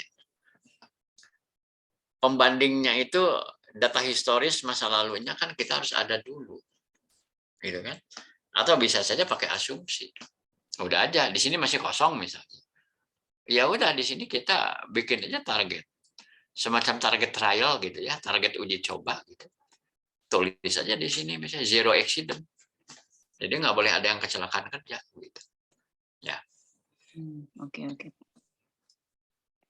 Kalau itu Pak, yang nomor 7 peningkatan kompetensi. Nah itu biasanya itu maksudnya dituntut orangnya untuk meningkatkan diri atau memang misalnya setiap departemen ada tugas untuk meningkatkan kompetensi bawahannya masing-masing kayak gitu. Atau stafnya masing-masing itu gimana Pak itu Pak? Oh ya, itu memang jadi beban semua. Menjadi tanggung jawab semua. Dan formulir ini kan individu sifatnya, Bu Harifah. Ya kan di sini ada nama karyawannya dan nama atasannya. Jadi ini akan menjadi kerja bareng dua orang ini gitu. Ya, tetapi yang menjadi objeknya adalah si bawahan. Si bawahan ini dengan didukung oleh atasannya itu. Misalnya tahun lalu itu ada yang belum dikuasai, misalnya teknik presentasi misalnya. Dia tuh presentasinya belum bagus gitu kan. Padahal dia itu banyak sekali kerjaannya harus presentasi. Maka yang akan dikuasai 2022 itu adalah teknik presentasi menjadi lebih baik. Ya, lebih pandai dia menyampaikan presentasi. Itu yang harus diimprove. Itulah yang disebut sasaran peningkatan kompetensi. Dan itu targetnya kapan tercapainya? Misalnya bulan April, misalnya atau bulan Mei. Ya. Ini kan dibikinnya bulan Januari, bulan sekarang.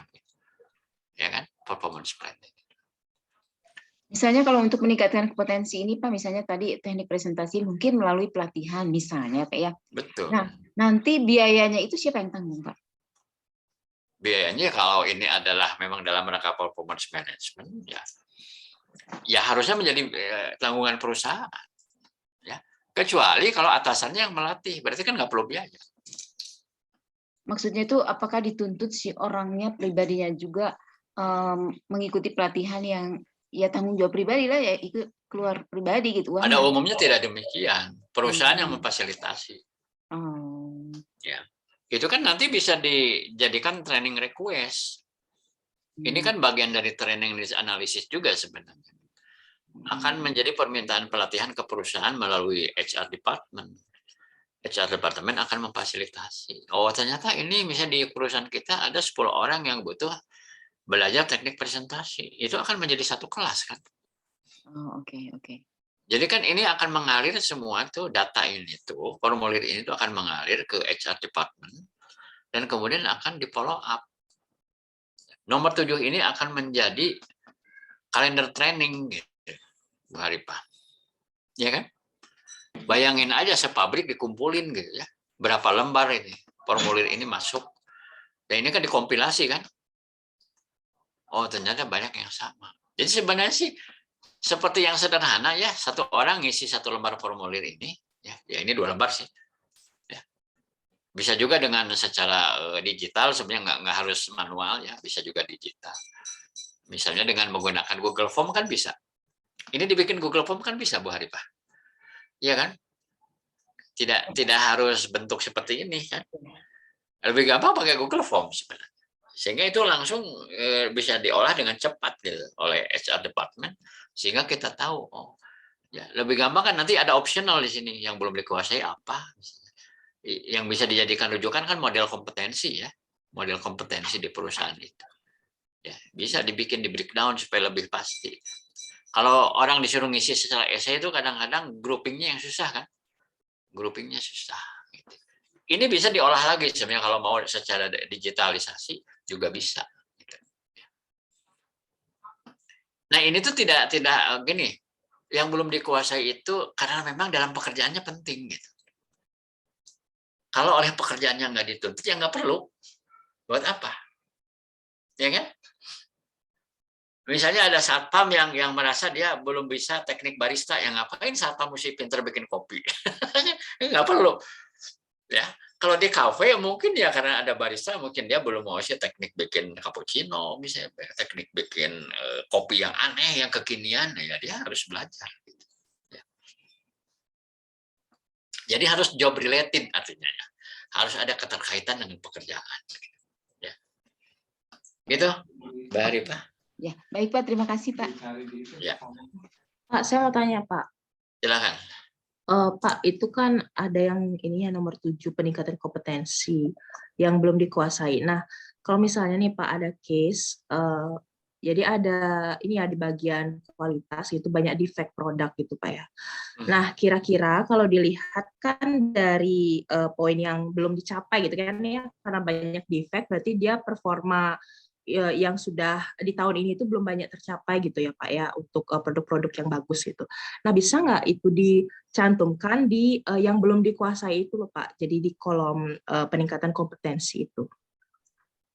Ya kalau masalah banyak defect itu karena memang kompetensi gap, maka itu akan masuk ke nomor 7.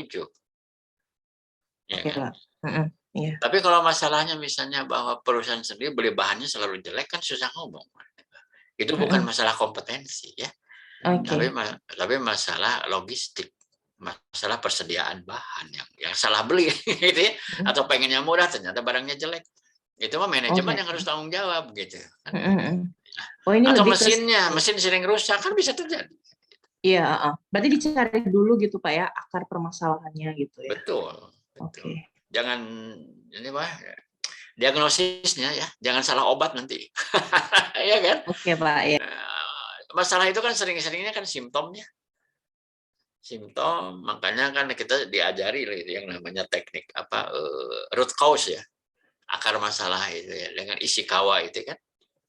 Dengan pipe why ya, dengan fishbone itu kan sebenarnya untuk menemukan ternyata masalah itu sebenarnya hanya gejala.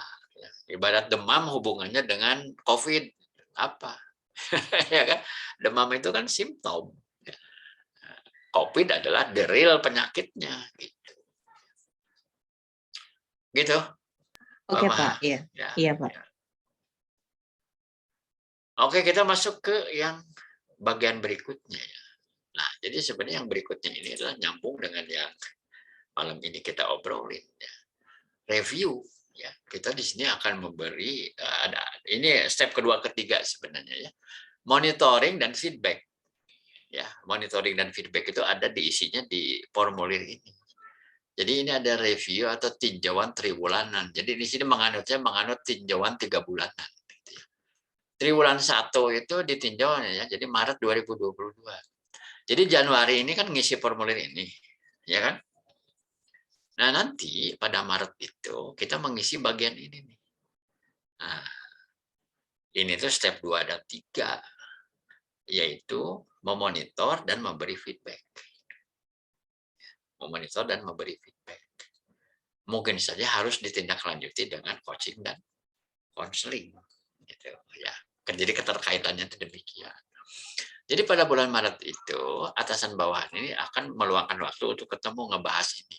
Progresnya seperti apa. Kemajuan yang dicapai bagaimana. Jadi ngelihat ke sini. Gimana nih ya. Nah, jadi kolom ini yang dilihat nih. Target-target barunya itu udah tercapai belum. Apalagi kalau di sini targetnya Maret misalnya, ya kan? Kalau targetnya Maret, ya. Atau kalau targetnya itu Agustus ya nggak masalah. Dilihat perkembangannya di bulan Maret seperti apa, diobrolin di situ. Kemudian yang dicapai apa? Bisa saja sebenarnya yang di sini ditargetkan Agustus ternyata Maret sudah tercapai, bisa, sangat bisa. Ya, paling nanti akan ada lagi improvement lagi, mungkin ada revisi di sini. Ya karena sudah tercapai dinaikin lagi targetnya gitu. Bisa aja ya kalau mau. Ya. Hambatan yang hadapi apa? Ya bisa internal, eksternal. Bisa menyangkut masalah kompetensi, bisa juga non kompetensi. Ya. Nah, kemudian action plan ini adalah untuk mengatasi hambatan. Ya, misalnya saya ambil contoh, Pak, ini delivery time itu ternyata tidak bisa bergerak dari tahun kemarin. Itu kita belum bisa membaik. Malah ada beberapa malah lebih jelek dari tahun kemarin. Ini masalah delivery. Ya, ternyata setelah didiskusikan misalnya, ternyata persoalannya bukan persoalan bahwa kita kurang upaya, ya. Bukan persoalan bahwa kita kurang kompeten, tapi ada hambatan eksternal misalnya. Misalnya apa? Ternyata ekspedisi yang jadi partner kita itu sering melakukan kesalahan. Sehingga barang-barang yang kita kirim ke customer itu selalu terlambat. Berarti faktor eksternal kan? Ya kalau masalahnya itu kan solusinya bukan coaching dan konseling. Betul kan? Tapi bagaimana manajemen melakukan pembahasan dengan pihak partner kerja kita supaya mereka bekerja lebih baik. Karena kalau enggak, perusahaan kita dirugikan. Malah mungkin saja kita kena denda ya. Karena kita sering kirim barang itu telat. Ya. Itu satu contoh. Ya. Jadi contohnya adalah obrolan-obrolan yang seperti itu ya. Dikukuhkan atau dituangkan di sini. Ya, dicatat di sini poin-poin pentingnya. Ya. Oke, gimana? Untuk yang ini gimana? Ada kesulitan nggak kira-kira untuk menjalankan ini tinjauan triwulanan ini?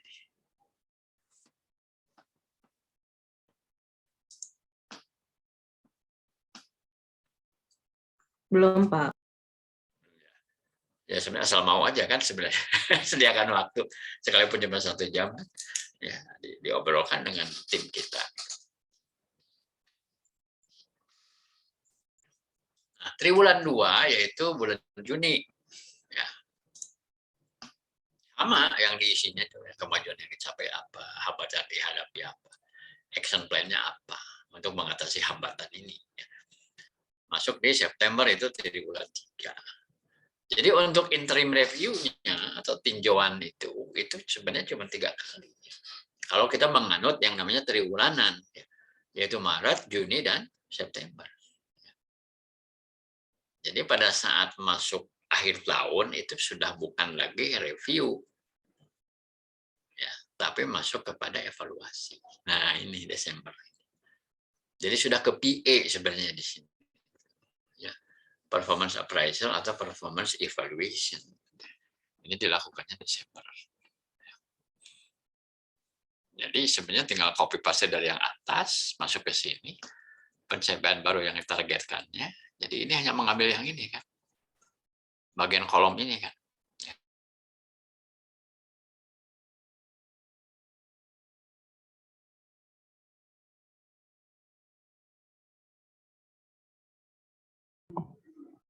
Putus suaranya Pak Dadang.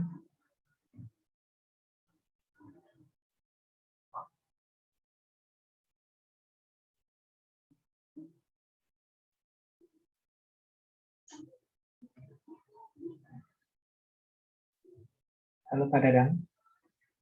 Suaranya terputus.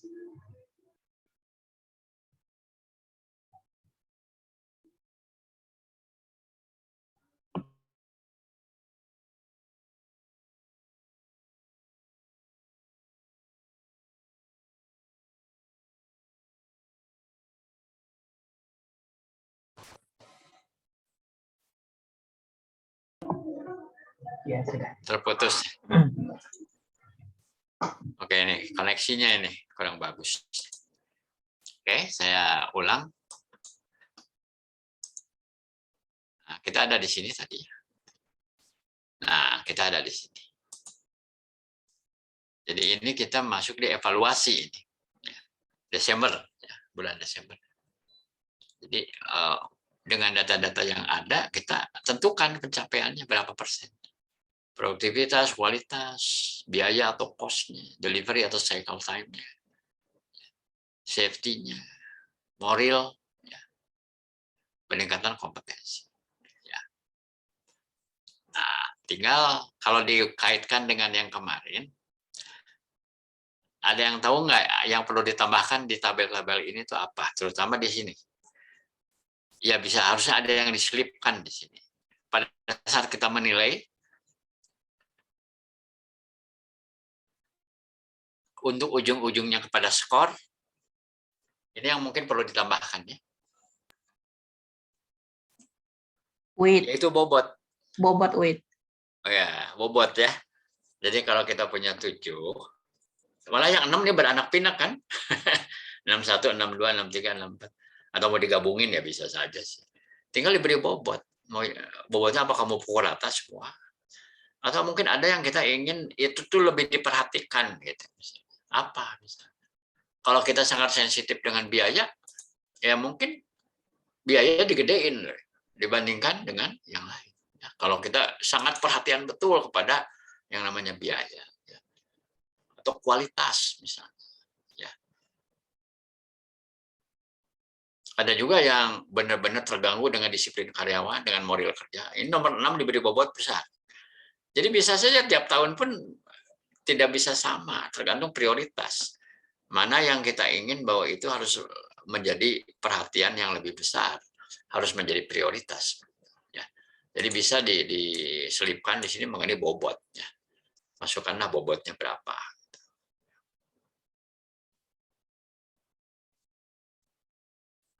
Nah, nanti kan untuk memudahkan hitung-hitungan juga sebenarnya. Ya.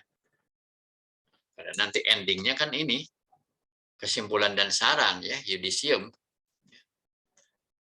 Target kinerja tercapai dengan predikat yang mana? Ya, ini yudisium. Kalau 100% atau lebih sangat memuaskan. Jadi ini menggunakan kriteria PAP ya, penilaian acuan prestasi. Memuaskan itu kalau 90 sampai 99, cukup memuaskan itu 80 sampai 89. Kurang memuaskan itu kalau 70 sampai 79.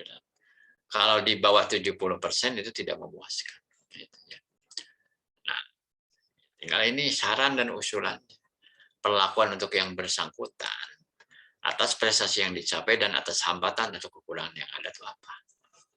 Kalau yang standar kan sebenarnya adalah reward and punishment. Yang standar itu kan reward and punishment. Atau mau ditambah lagi dengan promosi, mutasi, demosi kan gitu ya. Reward, punishment, promosi, mutasi, demosi. Ya. Atau coaching dan konseling dilanjutkan. Ya, bisa ada 7 gitu. Treatment atau rekomendasinya. Coaching, konseling. Ya. Atau mau tambah satu yang lebih ekstrim yang orang ini udah nggak bisa ditolong, PHK. PHK itu bisa 8 ya. 8 treatment yang memungkinkan gitu. Tergantung nanti profilnya, profil pencapaiannya seperti apa. Dan itu tidak akan mengejutkan kalau tinjauan triwulannya ini dilakukan gitu. Sehingga tidak ada yang namanya kejutan di akhir tahun tuh nggak ada. Ya. Yang sering terjadi itu kan kalau kayak dulu ya ujian akhir nasional itu kejutan akhir tahun. Karena hasilnya tidak sesuai dengan ulangan harian. Gitu kan? Ya. Ada siswa yang sangat cerdas, pintar di sekolah itu, rajin gitu. Tapi tidak lulus ujian akhir nasional gitu. Dan bahkan dia jadi gagal dapat beasiswa. Itu kan konyol sebenarnya kayak gitu, ya. Jadi justru dipertanyakan validitasnya. Validitas dari ujian akhir nasional itu. Dan saya bersyukur dihapus karena itu jadi apa ya? Perdebatan terus ya, polemik terus gitu ya, ujian akhir nasional itu. Nah, dengan progres ya, tiap triwulan ada tinjauan, ada dialog, itu nggak ada yang namanya kejutan, tidak ada. Semuanya predictable. Baiknya atau jeleknya itu predictable semua. Karena dikelola, minimal ada pertemuan tiap 3 bulan. Ada dialog di situ. Setuju nggak? Coba bayangin. Kalau tidak ada yang namanya dialog kinerja tiap 3 bulan gitu. Ujuk-ujuk dinilai jelek aja kan gitu. Atau ujuk-ujuk dinilai bagus aja. Kita aja juga bisa bengong juga. perasaan saya kerja malas-malesan, tapi dinilai bagus ya kok hoki banget gitu ya. Itu kan artinya keliru, ada sesuatu yang keliru di sana. Kalau terjadi ada orang dinilai buruk gitu dan dinilai terlalu baik tanpa satu justifikasi, tanpa satu skenario yang masuk akal gitu, ya. Jadi itu kan satu ya tiba-tiba aja begitu. Itu kan menandakan bahwa itu tidak terkelola dengan baik. Ya, tinggal tanda tangan di sini ya, karyawan yang bersangkutan sebagai ternilai, atasan langsung penilai, dan atasan si penilai ya mengetahui di sini. Ya. Ya cuma 2 halaman kok ini. Tinggal disempurnakan aja. Tadi mungkin Anda bisa tambahkan bobot atau Anda mau bikin definisi lebih tajam di sini apa ya. Atau Anda bikin beberapa kriteria misalnya untuk jabatan yang punya bawahan dan jabatan tidak punya bawahan. Jadi ya ini sebenarnya template dasar lah ya, template dasar. Anda bisa improvisasi lagi, ya, desain lagi sesuai dengan kebutuhan perusahaan masing-masing. Silakan, ada yang mau ditanyakan? Kira-kira kesulitannya apa kalau kita menggunakan formulir ini? Atau mungkin ada pertanyaan lain juga boleh. Ya.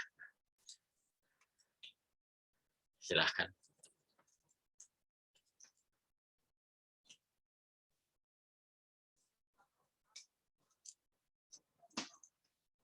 Ada yang pernah punya kasus nggak mengenai penilaian ini?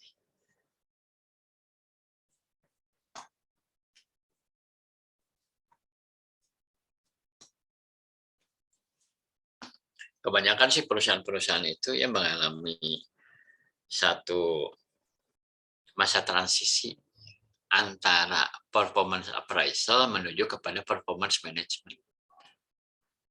Bahkan yang sebelumnya ada juga perusahaan yang belum pernah melaksanakan performance appraisal sama sekali. Jadi kalaupun ada misalnya orang dinaikin gaji, berapa naik gajinya? Itu sekian ratus orang karyawan itu yang mutusinnya 1 orang. Owner langsung. Mungkin pakai ilmu terawang gitu. Ilmu penerawangan aja. Pak Hafiz, kayaknya bagus ya kerjanya, ya kita tambahin segini. Pak Dadang banyak bolos itu misalnya, kurangin. Jadi pakai ilmu kira-kira gitu. Banyak perusahaan yang masih one man show ya. Jadi belum punya sistem mereka itu. Nggak punya data. Jadi penilaian itu dilakukan secara sepihak, secara subjektif, dan tidak berbasis data. Dan itu bisa menyesatkan. Betul kan? Jadi karyawan yang dinilai bagus dan kemudian dikasih kenaikan gaji rada gede, itu adalah yang wajahnya itu familiar di mata bos. Karena setiap pagi atau setiap pulang ketemu dan selalu senyum, membungkukkan badan. Di tempat saya terjadi dulu itu seperti itu. Ya, bos pernah bilang, Pak Dadang, si Pak Anu bagus loh kerjanya. Emang kenapa Pak? Saya bilang. Kebetulan dia itu kepala satpam. Dia itu ya katanya, nggak pernah pulang kalau saya belum pulang. Cuman itu ukurannya, ada konyol juga gitu. Ya artinya kita belum punya sistem gitu. Apakah betul kepala security itu ukurannya kalau dia itu nongkrongin bos terus gitu?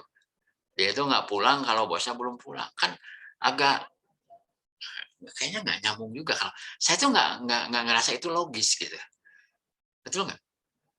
Kalau kita ngomong tentang misalnya prestasi tim security, menurut saya adalah dia bisa menciptakan keamanan dan ketertiban. KPI-nya tuh itu gitu. Ya, setuju nggak?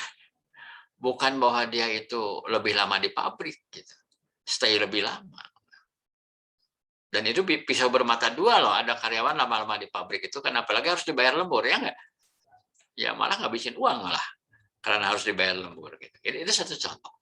Dan menurut saya masih banyak perusahaan-perusahaan yang masih seperti itu, yang belum terkelola dengan baik, isu-isu kinerjanya itu. Ya. Kemudian melangkah berikutnya, oke, sekarang setiap tahun dinilai, kasihlah formulir gitu ya, formulir penilaian. Gitu. Banyak yang ternyata itu subjektif. diisinya itu pakai ilmu kira-kira. Ya, kalau yang ini mestinya tidak pakai kira-kira karena mestinya ini terukur ini, ya kan? Kalau ini kan lebih kontemporer lah, lebih modern. Ya. Seperti ini kan kehadiran, jangan dikira-kira. Kehadiran, tidak terlambat, tidak pulang cepat, patuh pada aturan. Harus membuka data di payroll minimal, ya tentang absensi karyawan. Ya. Di saya program payrollnya sudah bisa ngeluarin laporan ini orang per orang. Paling tidak nomor 123 nih. 123 itu udah bisa keluar. Misalnya nama saya adalah Budi Ajin, sekian, itu selama 1 tahun terakhir itu keluar. Kehadiran dan tidak hadirnya berapa banyak, terlambatnya berapa banyak, pulang cepatnya berapa banyak, ada itu. Jadi nggak usah diterawang oleh atasan, tinggal dilihat aja. Gitu. Ada data objektif. Yang lain pun mestinya sama ya, kalau apalagi sudah menggunakan IT ya, sudah terintegrasi sistem informasinya. Tentang produktivitas, tentang kualitas, tentang cost, cycle time, itu mestinya sudah terintegrasi. Jadi yang namanya penerawangan subjektif atasan itu makin sedikit makin bagus. Makin sedikit makin bagus. Ya. Untuk kompetensi pun sebenarnya ini nih. Ini kan bisa pakai satu prosedur yang ya lebih profesional. Apa namanya? Uji kompetensi. Ya, diuji saja kompetensinya, nilainya berapa? Oh, nilainya masih 70, harusnya 90. Spesifik. Ya, jadi ada prosedurnya, prosedur uji kompetensi. Bukan dikira-kira. Ya. Sekalipun tidak berarti bahwa kira-kira itu pasti ngaco, ya bisa juga ada yang tepat sih, dikira-kira juga. Tapi kalau mau lebih akurat, lebih presisi, ya itu kan pakai prosedurnya uji kompetensi. Gitu. Ya. Nanti keluar nilainya berapa, dan kita punya standar minimal berapa. Misalnya standar minimal 80, ya berarti kalau dia masih 70, dia harus remedial gitu istilahnya, dia harus remedial. Ya, sehingga menjadi 80 gitu. Ya, tingkat kompetensinya. Ya. Jadi kalau lihat evolusinya di dalam sebuah organisasi, sistem manajemen kinerja itu bisa dimulai dengan tidak ada penilaian sama sekali. Ya, itu yang pertama, yang paling primitif, itu nggak ada penilaian sama sekali gitu ya. Bablas aja gitu, nggak ada penilaian. Naikin gaji juga suka-suka aja, bosnya lagi baik dinaikin gitu, lagi suntuk nggak dinaikin kan gitu. Kedua, ada penilaian saja, tapi tidak ada pengelolaan. Tetapi masih subjektif, pakai ilmu kira-kira. Dan bahkan masih one man show. Sepabrik dinilai oleh satu orang bos. Bisa terjadi seperti itu. Ya, dikira-kira. Berikutnya mulai melibatkan bahwa masa iya sih presiden direktur mesti menilai 2.000 orang karyawan sendirian, kan nggak masuk akal. Ya kan? Maka mulai dia mendelegasikan per departemen, nilainya sendiri. Itu kan anak buah Anda. Ya, nilai sendiri, Anda lebih sering ketemu dia, mengamati dia kerjanya kayak gimana. Silakan dinilai, gunakanlah formulir ini. Nah, itu mulai agak benar tuh. Ya. Sekalipun kalau belum ada parameter kuantitatif dan data yang dipakai juga mungkin separuh masih subjektif. Tapi lumayan gitu daripada enggak. Nah, gitu ya. Nah, tapi itu mungkin baru menilai, belum mengelola. Nah, berikutnya mulailah kita menyusun sistem manajemen kinerja. Jadi kinerja itu bukan cuma diukur, tapi dikelola. Gitu kan? Keluarlah yang namanya performance management system. Bisa menggunakan KPI ya, dengan konsep balance scorecard atau apapun itu. Jadi seperti itu sih sebenarnya evolusinya itu ya, dari suatu perusahaan yang masih tanda petik terbelakang sampai kepada yang sangat maju ya, mengelola kinerja dengan berbasis digital dan berbasis data dan fakta. Itu yang mungkin katakanlah suatu sistem pengelolaan kinerja yang paling modern. Ya. Silakan mau buka diskusi, boleh sebelum kita masuk ke file satu lagi. Pak Dwi mungkin ada yang mau ditanyakan, silakan.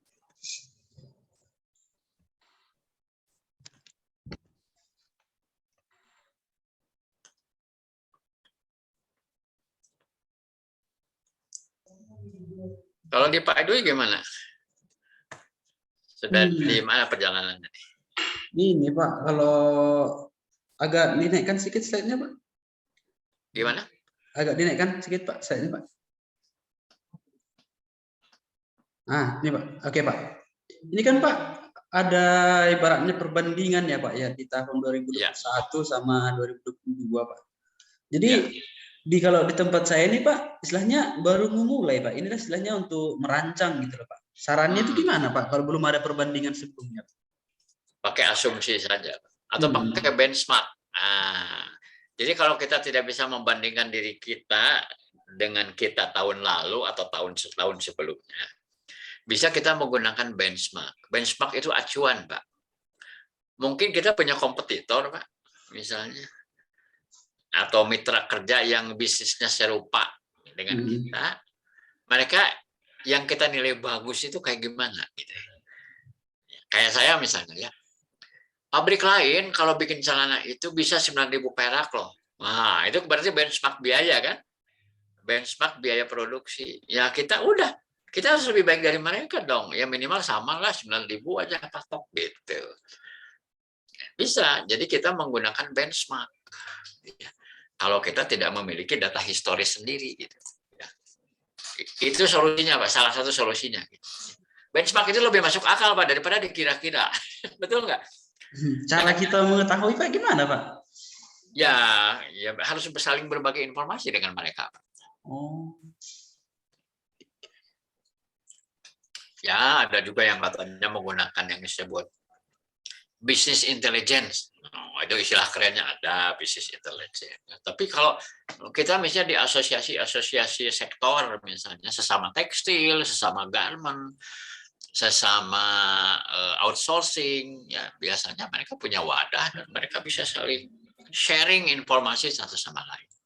Nah, itu kan bisa digunakan sebagai bahan untuk benchmark. Ya kita lihat aja yang sekelas dengan kita dan dinilai bagus itu siapa. Ya kita tukar pikiran dan tukar informasi dengan mereka. Ya untuk melakukan benchmark ya, sebagai patokan awal ya. Nanti kan kalau sudah itu dilakukan tahun depan kita udah punya data sendiri kan. Atau kalau mau dipakai dua-duanya boleh ya, benchmark kepada kompetitor atau partner, bisa juga ngelihat data historis yang kita miliki sendiri. Bisa juga dikombinasi. Dan manfaat dari benchmark itu apa Pak? Manfaatnya adalah bahwa kita itu bisa masuk dalam persaingan.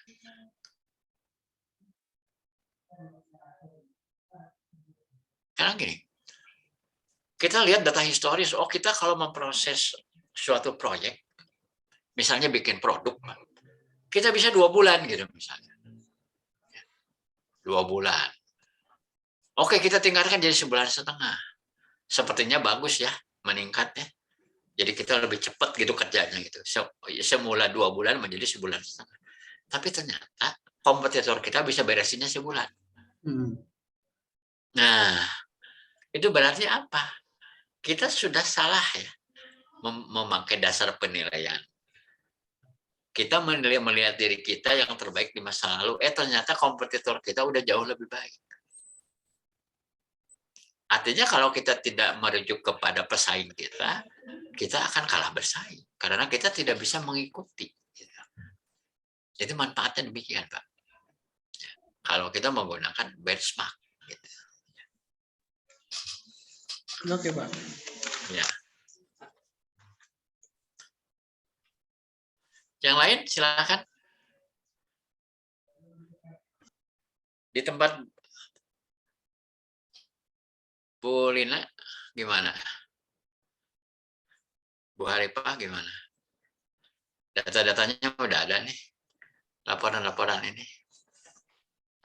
Kalau kita sih sudah ada sih Pak. Tapi berbeda-beda karena profesinya juga berbeda-beda. Ada yang memang langsung ke medis gitu. Jadi medis. Jadi ada aturannya tersendiri sih. Paling ini dipakai di tempat yang umum gitu Pak. Misalnya yang perkantoran ya, kayak gitu. Kalau untuk yang nomor 6 sih pasti sudah ada itu. Yang lainnya sesuai dengan job desk masing-masing sih Pak. Ya, betul. Ya bisa juga menggunakan klasifikasi ya. Kalau di rumah sakit ada medical dan non medical misalnya ya. Iya. Ada yang core. Kalau medical kan core ya Iya, intinya. betul. Iya. Di luar medical itu ada supporting. Ya, jadi ada tenaganya yang memang tenaga klinis itu memang ada undang-undangnya yang memang harus ada peraturannya memang Pak, di akreditasi itu ada yang dituntutnya memang seperti itu gitu, performance appraisalnya. Betul. Mau nggak mau harus ikut ya. Oke, terima kasih Bu Arifah udah sharing. Jadi, ya memang antara core dan bukan core itu juga memang harus kita pertimbangkan ya. Baik, kalau sudah bisa ditangkap intisari daripada alat bantu ini, ya, silakan digunakan atau mau disempurnakan dulu juga boleh. Ya. Berikutnya kita masuk ke satu contoh formulir kaitan dengan coaching dan konseling sebenarnya. Contoh form ini ya, jadi kalau Anda mau dip lagi juga boleh. Saya juga ini dapat dari salah satu ini adalah referensi ya.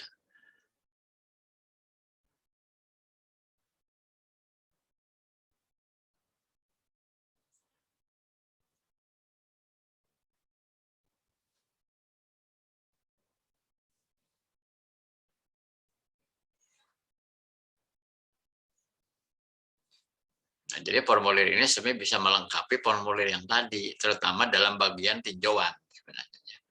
Dalam bagian tinjauan.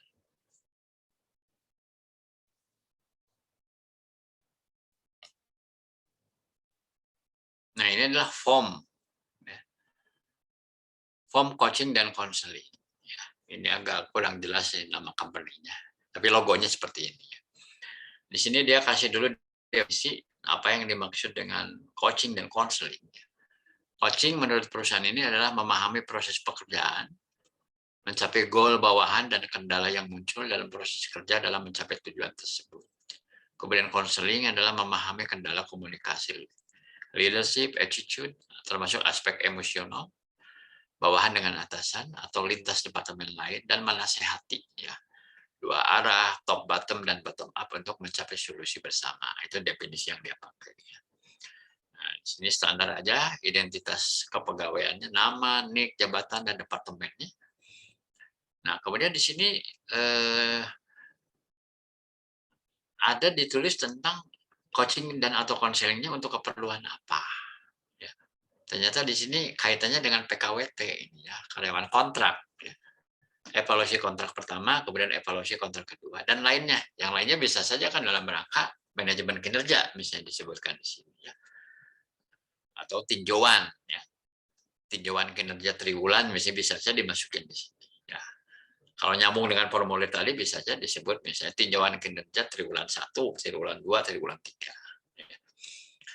Nah, yang pertama ini adalah bagian tentang coaching. Ya. Proses pekerjaannya apa yang memang perlu dilakukan coaching. Ya. Goal dan KPI-nya apa, pencapaiannya seperti apa, kendalanya apa. Nah, jadi ini kendala inilah yang kemudian akan ditindaklanjuti. Jadi rekomendasi atasan langsungnya apa? Apakah dia akan dikirim training atau non-training? Non-training mungkin hanya di coach saja oleh atasannya. Karena mungkin itu hanya masalah isu-isu yang spesifik yang bisa langsung on the spot diberikan arahan di tempat kerja. Gitu. Tapi kalau dia memang perlu memahami secara lebih luas, lebih utuh, mungkin saja karyawan itu tuh dikirim training. Ya bisa saja trainingnya malah keluar. Ya. Gitu. Jadi di sini ditemukan dulu kendalanya apa. Menyangkut proses pekerjaan apa, goal dan KPI-nya apa, pencapaiannya. Ya mungkin belum mencapai sasaran, kendalanya apa. Sebagaimana tadi disampaikan bahwa kalau coaching itu adalah solusi untuk masalah kompetensi. Tapi di sini ditambahkan juga training, bisa saja dikirim keluar misalnya, supaya dia memperoleh pelajarannya lebih utuh, gitu ya, bukan hanya sekedar penggalan proses kerja, begitu ya. Kemudian konseling, ya. Jadi ini kan tinggal di checklist aja. Untuk karyawan kita ini kita mau melakukan apa sebenarnya? Apakah coachingnya atau konselingnya? Tinggal di checklist di sini. Di sini ada satu uraian yang berbunyi ketidaknyamanan dalam bekerja. ya apakah karyawan itu terganggu kinerjanya karena dia merasa tidak nyaman, ya apa ketidaknyamanan dalam bekerja itu. Dapat dipilih satu atau lebih sesuai situasi yang dialami. Bisa saja dia tidak nyaman dengan atasan, ya. Atau dengan departemen lain, ya. Atau yang lainnya, bisa. Ya. Dengan satpam itu misalnya, atau dengan siapa, ya, atau itu di departemen lain, ya. Atau hal-hal lain, misalnya lingkungan sekitar atau apa. Ya. Rekomendasinya apa? Ya, ya, cuma di sini kan ternyata isinya hanya training dan non training gitu ya. Harusnya kalau demikian kan, ya kalau training itu kan harusnya munculnya di konseling, di coaching sebenarnya. Ini harusnya non training. Ya mungkin dia harus diberi bimbingan dan penyuluhan, ya. Atau diberikan satu apa ya, pencerahan baru gitu ya, supaya mindsetnya berubah, ya konseling. Kemudian tanggal evaluasi ke-1 ya. Jadi ini mulai ada satu dokumentasi tentang treatment yang dilakukan. Tanggal evaluasi ke-1, evaluasi kedua, ya. Apakah ada peningkatan atau tidak? Ya. Nah, kemudian rencana action plan-nya di sini. Ya. Rencana perbaikan dari karyawan yang bersangkutan bila bidang ini tidak cukup dapat menggunakan lampiran tersendiri. Misalnya kalau ada uraian, ya. Ya kalau mungkin agak serius, agak kompleks masalahnya, gitu ya perlu diuraikan sendiri. Dibuat oleh atasan langsung atau HRD, disetujui, diketahui. Jadi karyawan itu pun mengetahui di sini, karena kan ini ada dialog, ya. Dan itu didokumentasikan di formulir ini, ya. Diterima dan di follow up. Ya. Jadi saya kira banyak hal juga yang bisa difasilitasi oleh Departemen HR, ya. Ya misalnya untuk coaching atau konseling. Kalau misalnya atasannya memerlukan bantuan untuk memberikan konseling misalnya kepada yang bersangkutan, tim psikologi di HR development kan bisa membantu ya, misalnya untuk memanggil yang bersangkutan kemudian diajak untuk berkonsultasi. Catatan, form ini digunakan untuk semua posisi dan serahkan hasilnya ke HRD. Untuk karyawan kontrak setelah 4,5 bulan kontrak atasan wajib. Nah ini mah internal lah ya, mungkin policy di sana itu seperti ini. Ini hanya alat bantu ya. Yang penting ada satu tindakan, apakah coaching maupun konseling, itu terdokumentasi. Karena kadang kita perlu di masa depan itu, misalnya ketemu satu masalah, kita jadi punya satu alat untuk menelusuri. Oh ternyata dulu pernah masalah itu muncul dan pernah diberikan treatment, tapi mungkin tidak tuntas. Kemudian muncul lagi masalah yang serupa, gitu ya. Jadi itulah pentingnya sistem dokumentasi itu setidak-tidaknya adalah untuk kemampuan menelusuri. Gitu. Kalau di masa datang memang perlu ditelusuri ke belakang. Ya. Demikian rekan-rekan, ini 2 alat bantu yang bisa kita pakai. Ya. Silakan, kita masih ada waktu 10 menit. Kalau ada mau ngobrol yang lain juga boleh, gitu ya. Masih di seputar performance management boleh, atau yang lain juga boleh aja. Silakan.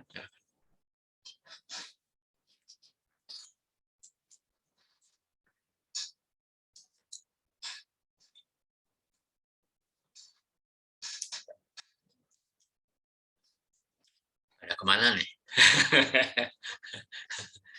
Belum Pak dari saya.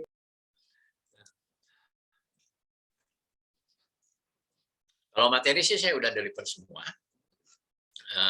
Ya tinggal kita kalau memang ada hal-hal yang mau didiskusikan silahkan.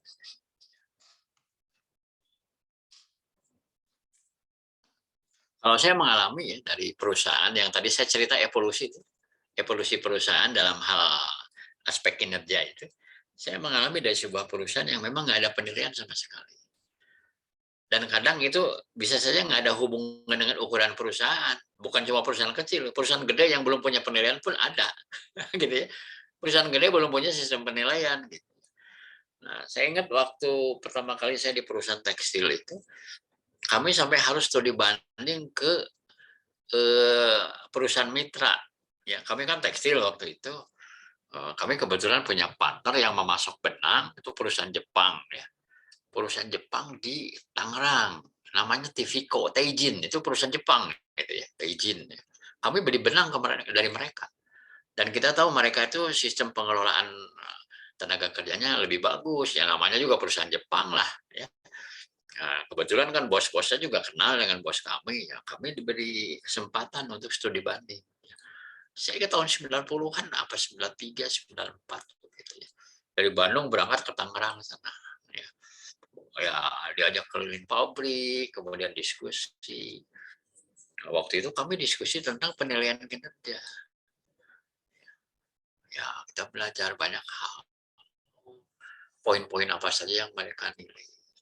Ya, kalau yang saya tangkap dari apa yang mereka lakukan waktu itu ya, sebenarnya baru sampai appraisal. Ya. Entah karena memang kami nanyanya itu kali, cuma dijawabnya itu kali ini ya. Jadi kalau kami nanya performance management bisa saja sebenarnya jawabannya jadi panjang lebar gitu ya. Tapi mungkin karena waktu itu kami nanyanya adalah menilai kinerja, ya mungkin dijawabnya itu. Saya ingat sekali waktu itu ya rekan kami HRD-nya di sana itu menjelaskan. Waktu itu saya masih muda, masih baru belajar gitu ya, baru jadi orang HRD 2 tahun, 3 tahun gitu ya, masih polos, masih blow on gitu ya. Waktu itu mereka punya konsep itu KSAR. KSAR itu apa? Knowledge, skill, attitude, and result. Jadi 4 itu. KPI-nya itu, faktor yang dinilainya itu 4. KSAR, knowledge, skill, attitude, dan result. Result itu hasil kerja, output. Jadi di situ dia dibikin 4 itu diberi pengetahuan tentang apa, skill tentang apa, attitude seperti apa, hasil kerjanya. Kemudian dinilai pakai skala, ya. 1 sampai 10 begitu. Dan ya kita sempat juga mengadopsi dan memodifikasi. Nah, itu untuk kinerjanya. Tapi mereka kombinasi dengan kondite. Kondite itu gini, bedanya apa sih prestasi dengan kondite? Kalau prestasi itu lebih kepada apa yang dihasilkan. Apa yang diberikan sebagai kontribusi kita kepada perusahaan. Kalau kondite itu lebih kepada perilaku. Seseorang ya disebut kondite kerjanya bagus itu kalau dia itu disiplin, kalau dia itu rajin, kalau dia itu bukan pribadi yang bermasalah, ya, maka disebut konditenya baik. Maka kemudian muncul faktor-faktor penilaian di seputar kondite itu adalah yang tadi itu yang moral ternyata yang muncul, kehadirannya bagus, ya, kemudian tidak pernah telat, ya, tidak pernah pulang lebih cepat, tidak melanggar peraturan, dan itu pakai poin-poin juga ada nilainya. Jadi itu digabungkan nilainya itu antara nilai prestasi dan nilai kondite. Kalau konditenya ada angkanya, artinya dia jelek, itu jadi nilai pengurang. Jadi pengurang gitu ya. Kalau ininya bagus, ya 0 itu berarti tidak ada pelanggaran sama sekali. Tidak dikurangi, berarti nilainya bakal besar. Nah, itu saya sharing pertama kali sekali saya belajar ya, tahun 90-an itu tentang penilaian kinerja dan kondite itu justru kami belajar ke perusahaan Jepang. Ya, namanya Tivico ya, Teijin. Saya kira itu perusahaannya masih ada di Tangerang sana, tapi pemiliknya sudah ganti. Orang Jepangnya udah balik ke Jepang sana. Justru sekarang yang jadi ownernya adalah bos saya dulu ya. Jadi bos tekstil saya dulu itu kemudian malah membeli perusahaan itu sekarang. Ya, Teijin, ya, Tivico namanya. Pabrik benang itu. Itu di Tangerang Kota itu. Ya, Tangerang Kota. Ya. Kalau sekarang itu kota, kalau dulu masih sepi. Gitu. Ya, itu sedikit aja sharingnya. Tapi kemudian baru kemudian saya waktu belajar MBO, ya saya pernah mengikuti kursus di PPM Jakarta. Saya di situ mengenal yang namanya konsep manajemen by objektifnya dari Peter Drucker. Manajemen berdasarkan sasaran. Yang waktu sesi satu saya sharing ke Anda semua bahwa itu tuh embrio daripada performance management system yang modern sekarang. Termasuk OKR ya.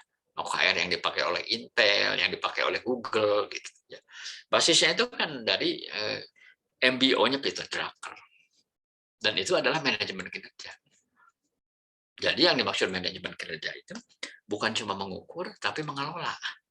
Dari mulai merencanakan, memonitor, memberi feedback, ya, mereview ya secara rutin, sampai kepada mengevaluasi. Dan core-nya itu adalah dialog, ya, dialog kinerja. Itu sedikit aja sharing ya untuk melengkapi ya. Silakan, mungkin ada juga yang mau sharing atau mau bertanya, silakan.